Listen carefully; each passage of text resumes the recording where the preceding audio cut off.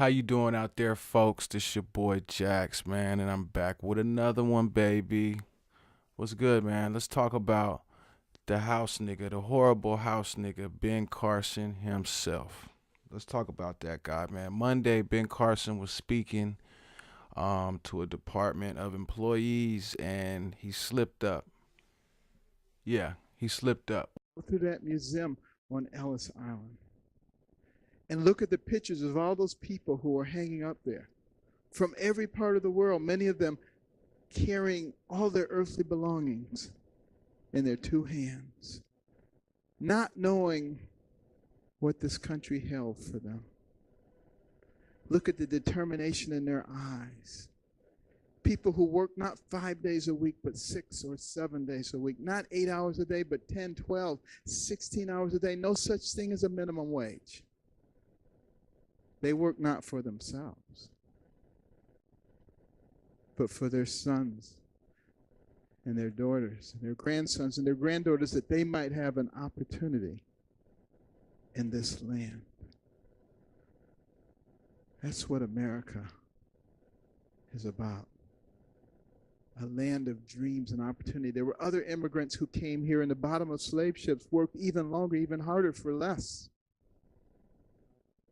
But they too had a dream that one day their sons, daughters, grandsons, granddaughters, great-grandsons, great-granddaughters might pursue prosperity and happiness in this land.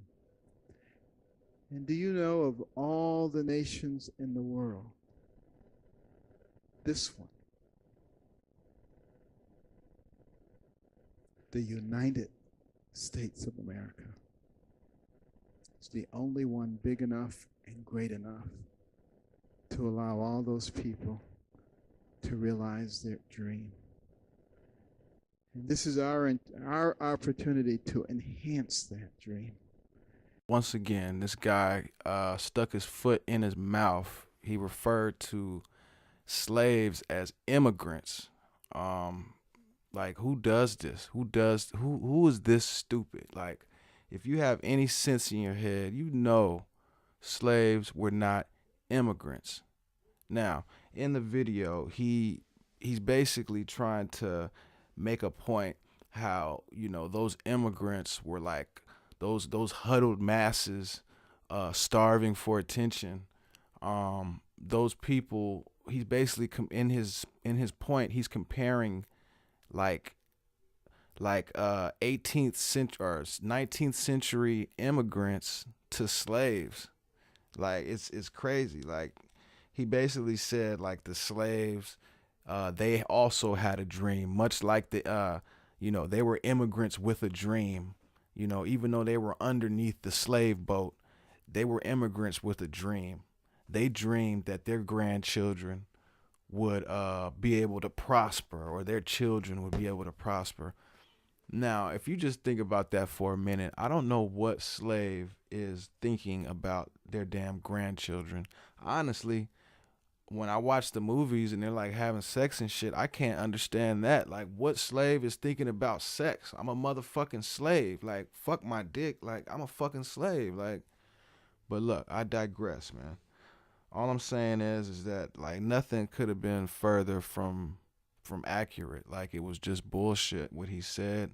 It was inaccurate. It was stupid. It was asinine to compare slaves from the transatlantic slave trade to 19th century immigrants coming from Italy looking for a better life. Those two lives had nothing to do with each other. Nothing to do with each other, aside from the slaves not being immigrants.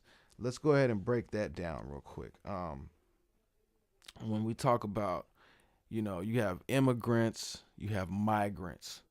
A lot of people get the two words confused. Migrants are basically people that move around in a certain area looking for seasonal work. That's basically what a migrant is.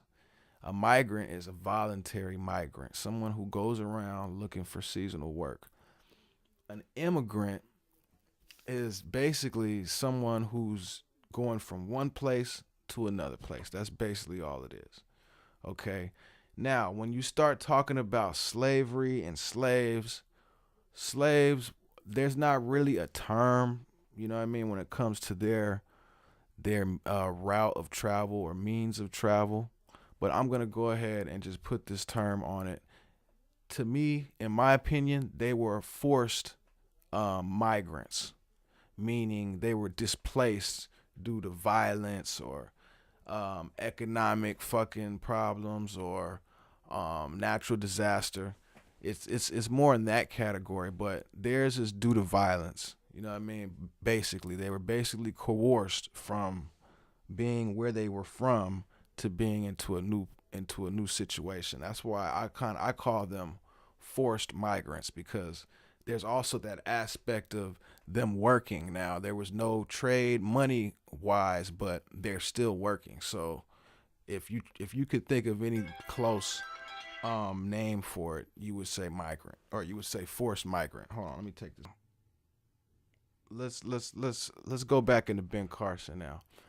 Ben Carson is a buttermilk biscuit eating house nigga. Like, let's put it mildly. Like, he's not doing nothing for his people. We know that. Anybody with a brain knows that. But what he can do is he can obey massa pretty damn good. He's really good at obeying massa, and just like Sheriff David Clark. You know what I mean? These guys are the epitome of what's wrong with the black community. Aside from just being a regular nigga out on the street promoting violence and perpetuating violence, these guys are on the inside of a powerhouse, and they're doing their people no justice. No justice. Like, no justice. Like, if anything, they're setting us back. I think Ben Carson he's a setback, man. He's a setback because he doesn't represent anything. He doesn't stand for anything. He's a weak, in my eyes, he's just a really weak, docile example for a black man. Yeah, he's intelligent. He can do neuro brain surgery and all that. But, as soon as he gets in the hood, man, it's going to be the same. It's going to be the same thing. You know what I mean? And it's funny to watch him, but at the same time, it's kind of sad because, we need better than this. This is not the best that we have. Like, this is the person that Trump chose. This is a token Negro right here. He is a token Negro. You know what I mean? And I'm just waiting for the day when Trump, gets impeached, because he actually had the audacity this past weekend, to come out and say that Obama tapped the Trump towers. Like, you got to be kidding me, man. Like, there's no way in the world he's getting away with deflecting the issue. Like, somebody asks him, well, what's up with your team talking to Russia? And he says, well, what's up with Obama tapping the Trump towers? Like, you got to give me a break. And let's go ahead and go into that for a minute. Let's say Obama did wiretap the Trump towers. Don't you need a warrant for that?